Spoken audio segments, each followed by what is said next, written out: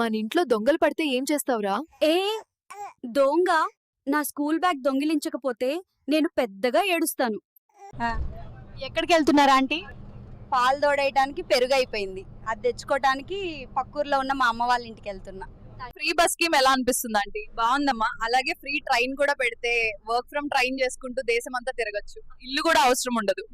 ఏమైంది బాబు అలా ఉన్నావు? రోడ్ మీద రాయి తగిలి పడ్డా. మా అమ్మ నన్ను లేపి మరీ కొట్టింది. ఇప్పుడు అమ్మ కొట్టిందే నొప్పిగుంది. ఈ రోజు మీ క్లాస్ లో అమ్మాయి ఎందుకు ఏడ్చింది?